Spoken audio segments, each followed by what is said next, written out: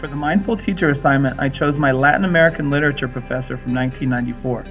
Dr. Dwayne Rhoades introduced an exciting and emotion-evoking catalog of new poetry and short stories unlike I'd ever previously been exposed. Dr. Rhoades' adult upbringing and education began with a religious mission to Argentina where he perfected his Spanish. Upon returning to the United States, Dr. Rhoades attended Brigham Young University where he earned both his bachelor's and master's degrees.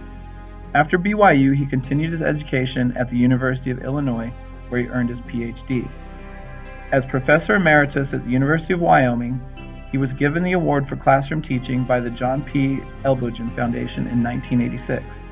Their value statements include acting out of integrity and honesty in all our relationships, approaching our work with purpose and thoughtful consideration, actively seeking out and being enriched by the expertise of and partnership with others, using our resources to energize, engage, and inspire towards positive, systematic outcomes, and fulfilling our commitments in good faith for the common good. It's easy to see that Dr. Rhoades was a man of great integrity, based on his education and recognition as an outstanding classroom teacher. I admired him for this and for how he interacted with us, his students. I respected how he spoke to the class. He really didn't have the feel of a traditional teacher. To me, he just seemed like a really wise man who wanted to share incredible literary works with us.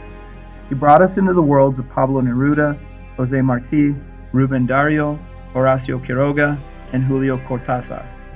It was plain to see that he loved the content of the class and cared about us enough to take the time to share it with us.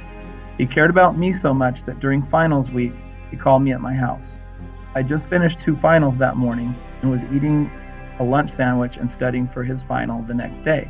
He let me know that I had missed it. Somehow I didn't get the message, but our final had been moved up one day, which meant I had been double booked and missed his final. I was scared I was going to have to take a 0 on the final and get a poor grade, but he calmed me down. I let him know that I could come by that afternoon and take the final at his office. He agreed, but let me know that he was leaving the country and wouldn't be there to administer the test. Upon arriving at Hoyt Hall, I was astonished to find an empty room except for a table and a chair where I was to take the final. I expected at least a teaching assistant as a proctor or maybe a colleague. He trusted me enough to take this test unsupervised. I know a lot of students who would have gotten out their books and notes right there and cheated to get an easy A.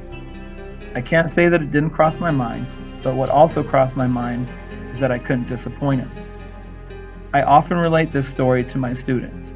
I let them know that Dr. Rhoades enriched my life with a love of Latin American literature, and he made me a better person by bringing the best out of me by sitting me in an empty room.